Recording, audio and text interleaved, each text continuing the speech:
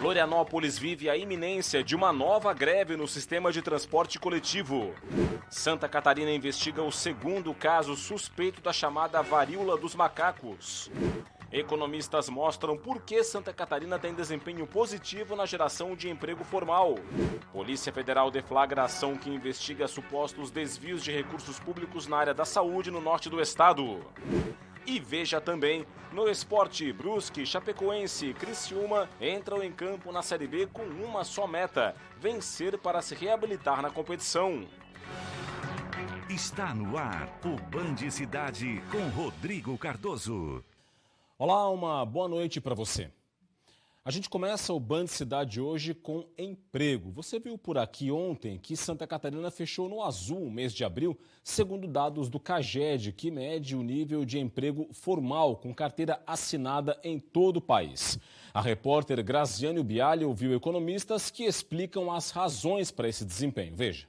Para quem quer trabalhar, oportunidades não faltam em Santa Catarina. Alex veio de São Paulo e em um mês aqui já conseguiu um emprego. Não imaginava, que ia encontrar, mas a gente se esforçando, buscando, a gente acaba conseguindo. O novo emprego do Alex é no comércio de materiais de construção e produtos para casa, setor que continuou crescendo mesmo na crise. O seu Francisco explica que a loja manteve o movimento na pandemia porque as pessoas queriam reformar as casas. Por isso, não precisou demitir ninguém, muito pelo contrário. Mas nós estamos com um movimento normal pós-pandemia. Estamos contratando por ter que repor, que teve funcionários que saíram, temos uma vaga em aberto e a situação hoje é essa daí. Santa Catarina é o terceiro estado que mais gerou emprego nos primeiros 4 meses deste ano. Foram 67 mil novas vagas de trabalho. Ficou atrás de São Paulo e Minas Gerais, os estados mais populosos do país. O bom desempenho de Santa Catarina está sendo puxado pelos setores dos serviços, do comércio, da construção civil e da indústria, que são muito fortes aqui no estado. Agora, com o final da pandemia, que é o que a gente está vivendo, quer dizer, as atividades econômicas estão mais... serviços estão mais propensas a empregar e porque estão produzindo mais, a gente vai ter a gente está tendo um retorno dos empregos no setor de serviços. Quando emprega, gera renda. Quando gera renda, melhora a demanda para todas as atividades. A variedade das indústrias em Santa Catarina também facilita a abertura de novas vagas, de acordo com o especialista. Santa Catarina hoje conta com uma situação muito próxima ao pleno emprego da força de trabalho. Isso deriva exatamente de uma indústria muito forte, ou com uma atividade industrial bastante pujante nos diversos segmentos aqui em Santa Catarina, e que permitiu com que a gente tivesse uma empregabilidade formal, que é típica da atividade industrial, diferente de muitos setores do serviço, e que gera um nível de renda também mais elevado para a população. Para quem procura um emprego... Pode acreditar que consegue. Pois é, e por falar em emprego, Santa Catarina tem 6.957 vagas disponíveis no Cine, o Sistema Nacional do Emprego. Os cargos são para pessoas com ou sem experiência nos níveis médio e superior em 66 cidades do estado. 224 dessas vagas são para pessoas com deficiência. A cidade com mais vagas disponíveis é São Miguel do Oeste, com 990 oportunidades, seguida por Concórdia e Ceará. Em Florianópolis, são 151 vagas abertas. Os interessados nas oportunidades de trabalho podem se candidatar pelo aplicativo Cinefácil para Android ou iOS, ou também pelo site Emprega Brasil. Tem também a possibilidade de fazer o cadastro, o procedimento de forma presencial em uma das agências do Cine espalhadas pelo estado. A situação na Universidade Federal de Santa Catarina. O Ministério da Economia liberou metade do orçamento que havia sido bloqueado para a UFSC na semana passada. Dos 25 milhões de reais que haviam sido bloqueados, 12 milhões e meio vão permanecer indisponíveis. O recurso liberado vai ser usado pela universidade para pagamento de contas e auxílio aos estudantes. O chefe de gabinete da reitoria da universidade falou em entrevista ao SC Acontece qual o impacto dessa liberação para as contas da universidade. Nós temos que fazer um grande exercício de gestão desse recurso de custeio, porque, evidentemente, vários fornecedores que dependem da universidade, e aí de novo me refiro as nossas contas de água, de luz, os contratos de segurança, de vigilância, de portaria, de manutenção mesma do dia a dia das atividades, eles vão ser impactados. Mas o custo da preservação desse apoio e dessa assistência estudantil acaba sendo reduzir o número de postos de vigilância, reduzir os contratos de limpeza e manutenção para que a gente consiga chegar até o fim do ano. A Polícia Civil deflagrou hoje a Operação Estorno para coibir a lavagem de dinheiro de uma organização criminosa que comete furtos a caixas eletrônicos. 4 pessoas foram presas. Policiais da Delegacia de Investigação à Lavagem de Dinheiro da DEIC cumpriram 4 mandados de prisão temporária e 19 de busca e apreensão nas cidades de Joinville e Balneário Barra do Sul. Foram sequestrados 6 imóveis, 33 veículos, entre eles carros de luxo, 3 embarcações, além do bloqueio de valores em contas bancárias e ativos financeiros. As investigações apontaram que um grupo de criminosos catarinenses cometia furtos em caixas eletrônicos e dissimulava os lucros dos crimes com a aquisição de bens de alto valor, parte deles pagos em dinheiro e com o uso de laranjas e testas de ferro. Foi a 6ª operação do tipo deflagrada somente neste ano, que já contabiliza cerca de 45 milhões de reais em bens sequestrados. Também no norte do estado, a Polícia Federal deflagrou a Operação Esculápio como parte das investigações sobre desvios de recursos públicos federais na área da saúde. A operação teve o apoio da Controladoria Geral da União e do Ministério Público de Contas do Estado. Foram cumpridos 14 mandados de busca e apreensão nas cidades de Blumenau, Ibirama, Itapema, Taió, Massaranduba, Benedito Novo e Rio dos Cedros. De acordo com o relatório da Controladoria Geral da União, convênios feitos entre 2 prefeituras do norte do estado e uma mesma entidade de assistência social tiveram indícios de recebimento por serviços não prestados entre 2014 e 2016. Em uma segunda investigação, amparada em relatório do Ministério Público de Contas, foram registrados indícios de ligação entre os mesmos envolvidos e uma outra entidade de assistência social entre 2018 e 2020. Os possíveis desvios chegam a 3 milhões de reais. A Polícia Rodoviária Federal apreendeu 95 quilos de maconha na BR-101 em Barra Velha, litoral norte do estado. A droga estava em um carro com placas de Maringá, no Paraná, escondida no porta-malas. O motorista, de 28 anos de idade, confessou para os policiais que transportava a droga. Ele foi preso em flagrante por tráfico e levado para a delegacia.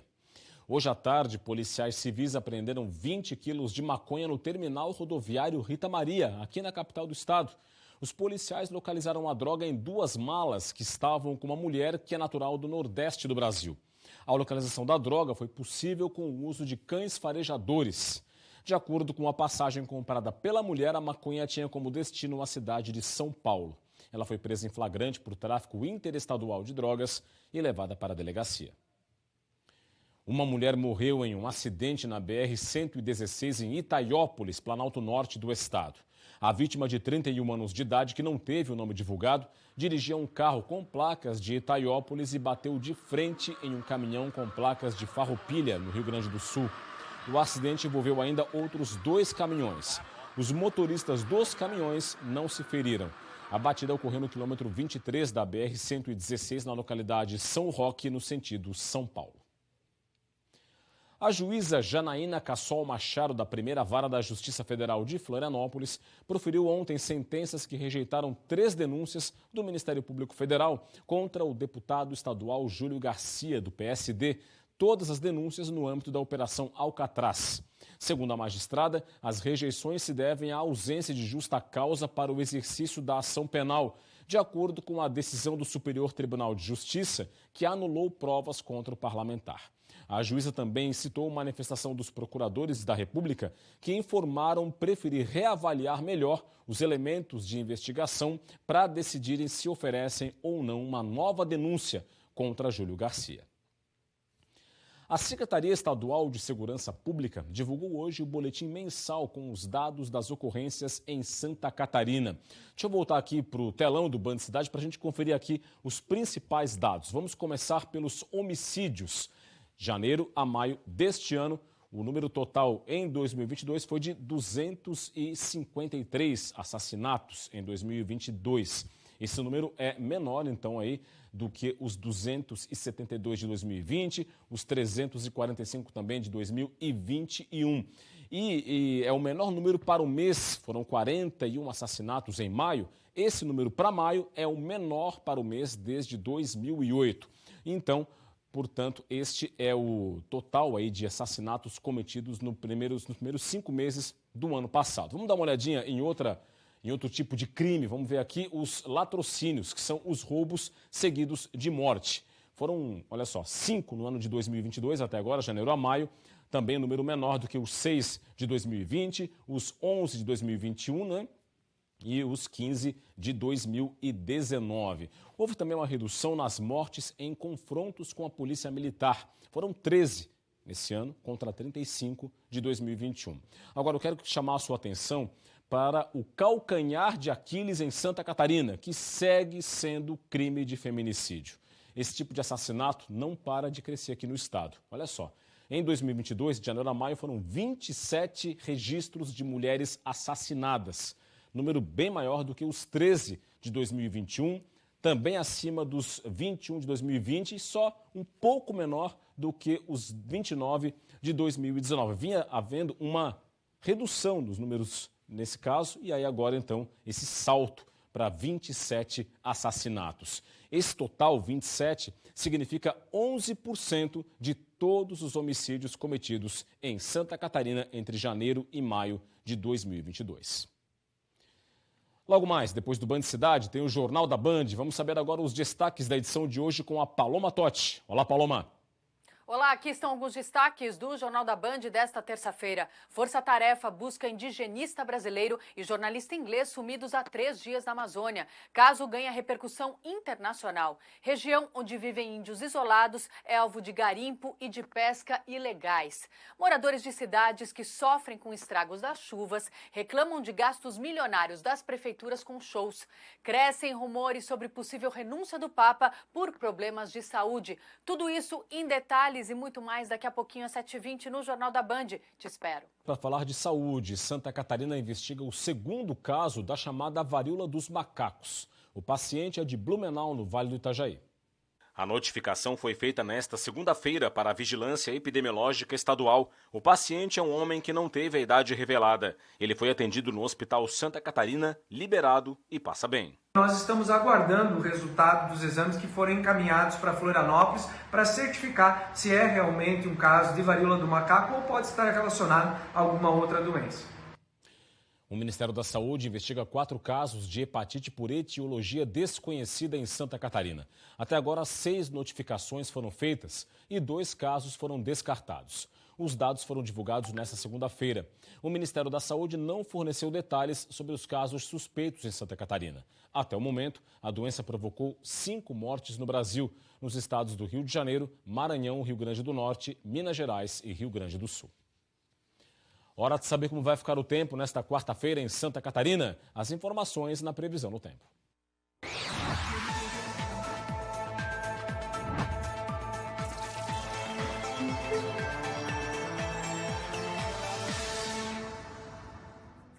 A quarta-feira vai ter sol e poucas nuvens no extremo oeste, oeste e meio oeste.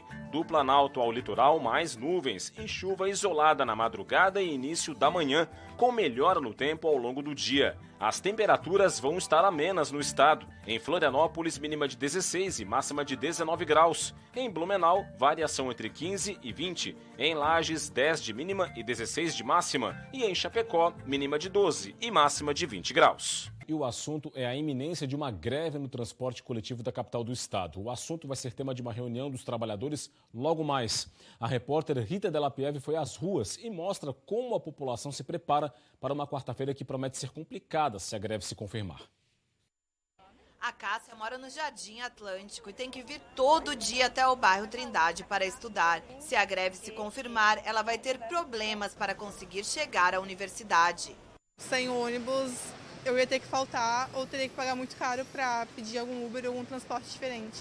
A Bruna, que também é estudante, já sabe que não vai ter como comparecer às atividades da faculdade. Ele é o meu único meio de transporte, eu não tenho como ir de jeito nenhum.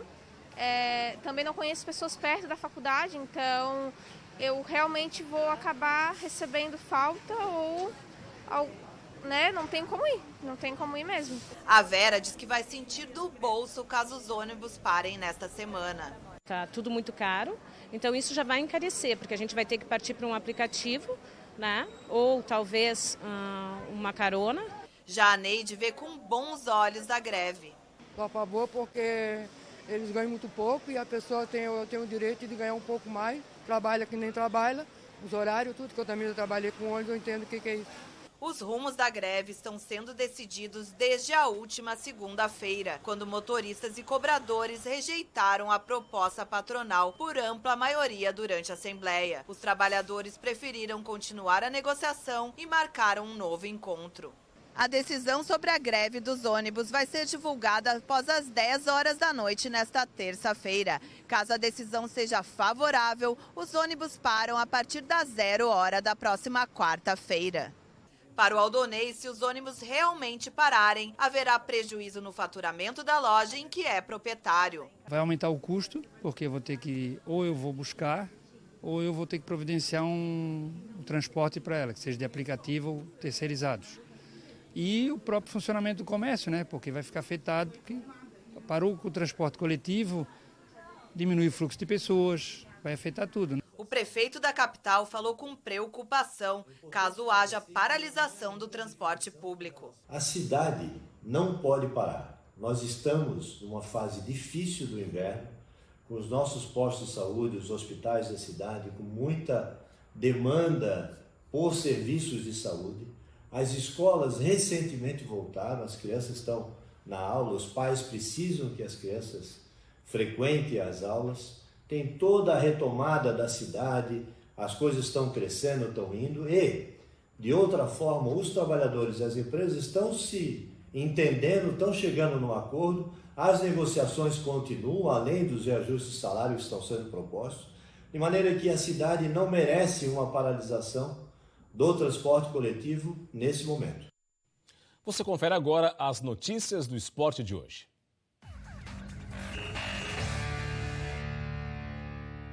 Série B do Campeonato Brasileiro, hoje tem catarinenses em campo pela 11ª rodada da competição nacional. Neste momento, o Brusque enfrenta o Vila Nova no estádio Onésio Brasileiro Alvarenga, o Oba, em Goiânia. O jogo começou às 7 horas da noite, agora são 12 minutos e 30 do primeiro tempo, placar fechado 0-0. O Brusque é o 15º colocado na Série B com 10 pontos e vai em busca dos primeiros pontos fora de casa, já que o time fez 5 partidas como visitante e perdeu todas. Se perder hoje, o Brusque pode terminar na zona do rebaixamento à rodada. E por falar no Z4 da Série B, é lá que está o Criciúma. O time catarinense enfrenta logo mais às 8h30 da noite o Sampaio Corrêa no estádio Heriberto Wilson para sair da incômoda situação. Para o duelo diante do time maranhense, o técnico Cláudio Tencati deve manter a formação da equipe que perdeu para o Bahia na Arena Fonte Nova. A novidade pode ser o volante Léo Costa, que cumpriu suspensão pela expulsão diante do Cruzeiro e volta a ficar à disposição. O Criciúma é o 17º colocado da Série B, com 10 pontos. O time conquistou apenas 1 ponto nas últimas 3 rodadas e precisa da vitória para a recuperação. Dentro do nosso grupo a gente confia no nosso trabalho, então a gente está trabalhando para subir na tabela. Quem também entra em campo é a Chapecoense. O time do oeste do estado enfrenta o CSA em Maceió, Alagoas, e é mais um entre os times catarinenses que precisa retomar o caminho das vitórias na Série B. Depois de 2 semanas, a Chapecoense, enfim, vai voltar a entrar em campo pela Série B. E mais uma vez vai jogar longe da Arena Condá. O time do oeste vai para sua 3ª partida jogando fora. Mas isso não é um problema para esse elenco. Afinal, a Chape é a 2ª melhor visitante da Série B. Dos 5 jogos fora de casa, os comandados por Gilson Kleina conquistaram 9 pontos. Foram 2 vitórias e 3 empates e não perdeu nenhuma até aqui. A gente tem encontrado bons resultados, né, resultados positivos fora de casa, a equipe tem se portado muito bem. E cada vez poder ir melhorando isso, né? Sempre buscando resultados, sempre buscando nossa vitória. E para a partida, o Gilson Kleina vai ter que fazer mudanças. O meia Betinho, cumprindo suspensão, não joga. E o atacante Perotti é desfalque. O jogador sentiu dores e não viajou com a delegação. CSA e Chapecoense se enfrentam hoje às 9h30 da noite no estádio Rei Pelé, em Maceió. Agora, um caso raro que chamou a atenção em Pouso Redondo, no Alto Vale, pelo desenvolvimento precoce de um bebê. Somente 1 em cada 3.000 crianças já nascem com dentes. A Lara Emanuele nasceu com 3 dentes. Confira na reportagem. Se nascer com um dentinho já é um caso raro, a simpática Lara Emanuele veio ao mundo com 3, 2 embaixo e 1 em cima. A pequena é a segunda filha da Franciele e do Adolar, que moram na Serra Verde, em Pouso Redondo.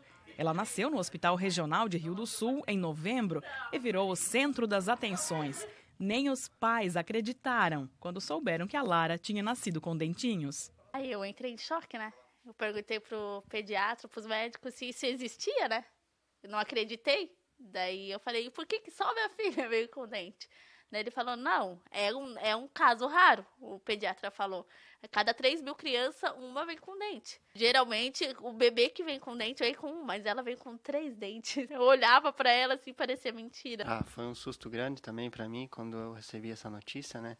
Não cheguei a tempo no hospital pra ver ela, mas quando eles mostraram ela assim, eu fiquei assustado, né? Daí eu até tirei uma foto, mandei pra família, sabe? Era ele enfermeiro querendo bater foto, era médico querendo bater foto, que nunca tinha visto, sabe? Os novatos mesmo assim, nunca tinha visto. A Lara está com 6 meses agora. Normalmente é nessa fase que começa a surgir a primeira dentição nas crianças. Geralmente quando a criança nasce com dentinho, o recomendado é que se procure um especialista para avaliar o caso.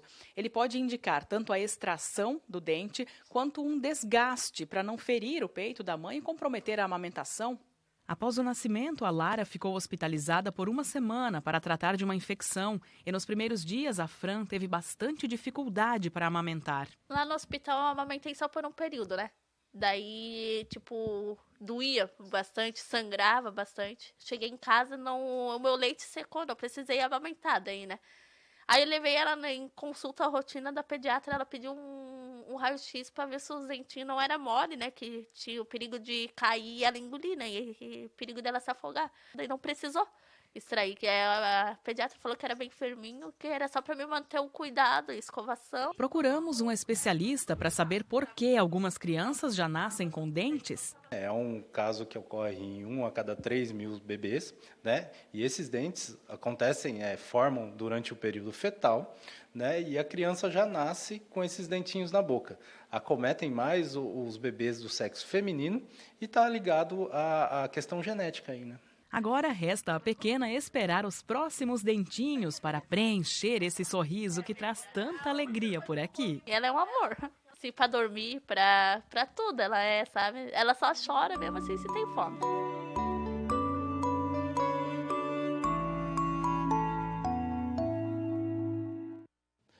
E é isso, ficamos por aqui com o Band Cidade. As reportagens da edição de hoje estão no YouTube da TV BV. Acesse, aponte a câmera do seu smartphone para o QR Code que está na sua tela. Vem aí as notícias do Brasil e do mundo no Jornal da Band. Mais informações de Santa Catarina amanhã, 12h30, no Jogo Aberto SC e 12h50 no SC Acontece. Para você, um forte abraço, muito obrigado pela audiência, boa noite e até amanhã. Tchau, tchau.